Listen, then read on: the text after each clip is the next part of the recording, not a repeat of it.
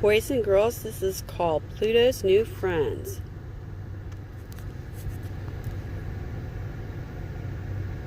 Pluto's New Friends. Brag and tag, bullies, dark days, dwarf planets, new friends. And this is the table of contents. Brag and tag. Pluto loved to play the brag and tag game with the other planets. He wanted to brag about being the smallest planet. He hoped someone would call on him to brag soon. I am Venus, the second planet from the sun, Venus said. Tag, Neptune. I am Neptune, an ice giant. I have stormy weather. Then Neptune yawned. Game over, he said, and he began to hum. Pluto was sad that no one had tagged him, but he joined in the humming. It sounded lovely, like bells ringing. Soon everyone but Pluto was asleep. Pluto watched over the others from his distant orbit. Surely he'd be tagged tomorrow. Good night, planets, he whispered. The next day, Pluto could hardly wait to play the game. I am Mercury, and I orbit the sun in 88 days, Mercury began. I am the smallest planet. Huh? Said Pluto. Then he shouted, I'm the smallest planet. You were the smallest planet, said Mercury. I'm the smallest now, and I'm a giant compared to you. He laughed, and all the others joined in.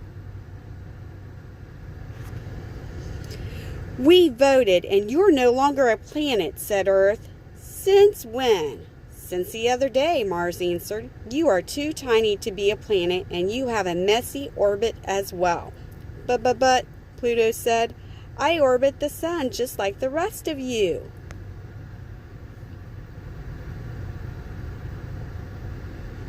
Your orbit is full of junk, Saturn said.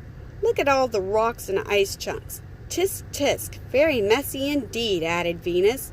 You could even be an asteroid, laughed Uranus. Then Jupiter spoke up. Tough luck, kid, but don't worry. It's a big universe. Go find something else to do. Dark days. Pluto felt as if he'd been struck by a comet. He was sad and silent for days and days. Charon, his largest moon, tried to cheer him up. You're still special, Pluto. Some planets have no moons, and you have 3. Pluto sighed. But I'm not a planet.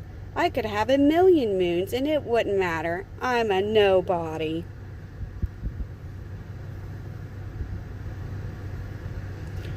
For hours, Pluto stared at the sun. Maybe the sun could put in a good word for him with the planets. The sun knew how hard-working he was. After all, it took him 248 years to complete his orbit. Sadly, Pluto realized he couldn't ask for help. The sun was much too far away to hear him.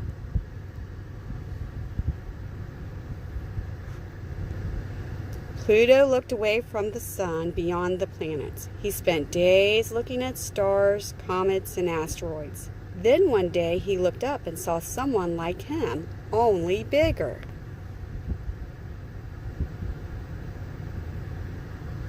Dwarf planets. Hello, Pluto, said Eris. Are you a new planet? Pluto asked. No, I am Eris. I'm a dwarf planet, and so are you. We're just like planets, only we share our orbits with other objects. Pluto made a face. You mean the junk? Eris laughed. It's just frozen gases and rocks left over from when the solar system began. There sure is a lot of it, Pluto griped. Especially in the Kuiper Belt, said Eris. That's our neighborhood. Scientists studied the Kuiper Belt for clues about how the solar system began. Are they studying us too? Pluto asked. Yes. They've named 5 dwarf planets, and they think there are many, many more of us. Let's go find them, Pluto cried. Hold on, Pluto. You should meet my 3 friends first.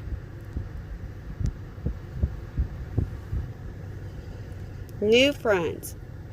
Eris and Pluto rolled out of their orbits. They zoomed over to where Makemake, Haumea, and Ceres had gathered together to meet them. In their excitement, they all started talking at once. "I have an idea," said Pluto. "Let's get to know each other with a game." They played brag and tag for hours and hours. Pluto was tagged a dozen times or more. Meanwhile, he learned that Eris took the longest time to orbit the sun and Ceres took the shortest. He learned that their names all came from ancient myths. Ceres was named for the Roman goddess of the harvest. Haumea was named for the Hawaiian goddess, Eris for a Greek goddess, and Makemake for an Easter Island god.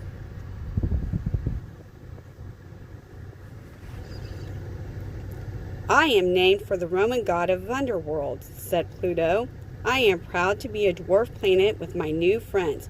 Game over. "Hey, do dwarf planets like to hum?" "We do," said Makemake.